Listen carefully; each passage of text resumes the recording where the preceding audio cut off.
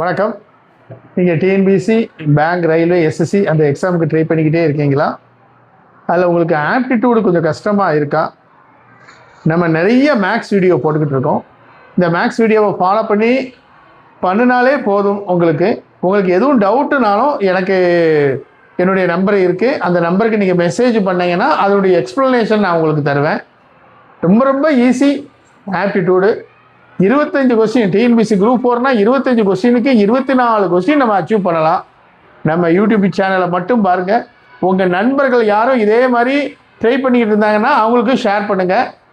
இப்போ நம்ம சம்முக்குள்ளே போவோம்.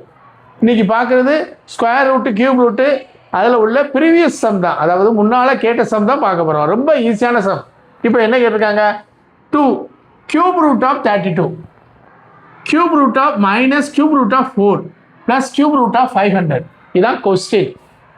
இதில் பார்த்தோன்னே இதில் கியூபிக் நம்பர் என்னன்னு பார்க்கணும். கியூபிக் நம்பர்னா என்னது? 1, 8, 27, 64, 125, 216 அந்த மாதிரி போய்கிட்டே இருக்கும்ல. ஒரு நம்பரை 3 மட்டும் பெருக்கினா வரும்ல, அதுதான் கியூபிக் நம்பர். சரி, அந்த மாதிரி நம்பர் ஏதாச்சும் இருக்கான்னு பார்க்கணும். அது மாதிரி இல்லை. இந்த நம்பர் கண்டிப்பாக கியூபிக் நம்பர் இல்லை. 4 கியூபிக் நம்பர் கிடையாது. அப்பனா இதை நம்ம பேஸ் நம்பர் அப்படின்னு வச்சுக்குவோம். இந்த 4ஆல் இதை டிவைட் பண்ணணும். டிவைட் பண்ணும்போது வரக்கூடிய நம்பர் ஒரு கியூபிக் நம்பராக வரும். இப்போ உதாரணத்துக்கு 4 டிவைட் பண்ணிட்டோம்னா என்ன வந்துடும்? 4 × 8. இந்த பாருங்க, கியூப் ரூட் ஆஃப் 8 ஒரு கியூபிக் நம்பர். அதே 4 கொண்டு இங்கே டிவைட் பண்ணி பார்க்க 4 × 125 இது ஒரு கியூபிக் நம்பர். இப்போனா நம்ம கரெக்டான பாதையில் போகிறோம்னு அர்த்தம். இப்போ என்ன வந்துடும்? முன்னால் உள்ள 2 அப்படியே வந்தாச்சு, இறக்கியாச்சு. இந்த cube root of 4 base number, அது தனியாக எழுதிக்கிட்டேன்.